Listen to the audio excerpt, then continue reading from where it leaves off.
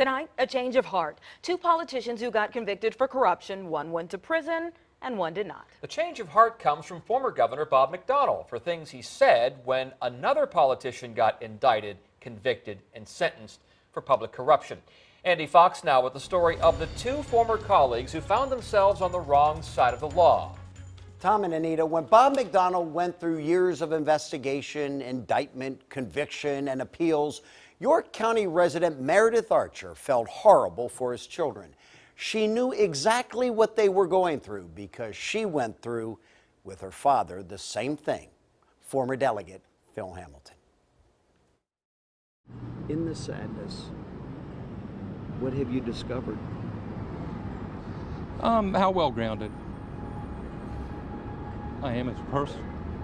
August 12, 2011, former delegate Phil Hamilton talking to us before he gets 9.5 years for bribery and extortion. My children might never know him, like really know him.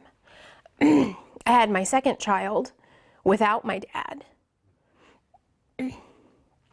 The Hamilton family and former Governor Bob McDonnell's family have a lot in common, both convicted of federal crimes. I think he's been unfair because and I think he would say he's been unfair. I jumped to conclusions about Phil's case only because of media reports, and I regret that. It's not fair. In August 2009, Hamilton first learned of federal and state investigations that he used his elected position in the General Assembly to get $500,000 for an educational program at ODU, and then took a $40,000 a year job to run the program. We asked him about that in 2009. Obviously, this stack of emails here indicates that there were conversations, there were messages prior to, during, and after the legislative session, and I apologize for that. Those emails helped convict Hamilton, showing he wanted something for his legislative services. Hamilton would deny that. When the story was breaking and before Hamilton was indicted, McDonnell, running for governor, was the first to call on Hamilton to resign. It's not fair, and I do regret that.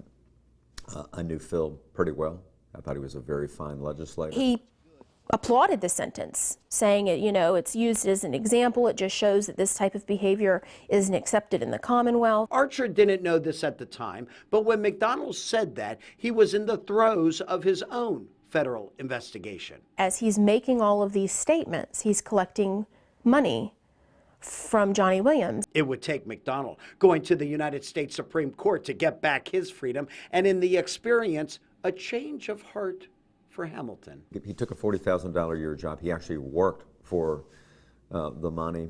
What he did in the Appropriations Committee was a question of fact, but it just appeared to me that it was excessive. McDonnell thinks Hamilton is a perfect example in the federal court system of punishments not fitting the crime. He has reached out to us recently. Archer says through email, McDonnell has reached out, asking how he can help. I'm not a lawyer. My dad's not a lawyer. None of us are lawyers. You are. Your legal expertise or your contacts that could possibly be helpful. A letter was written to President Obama to commute Phil Hamilton's sentence before he left office. So far, Hamilton served nearly 6 years. President Obama did not grant that commutation.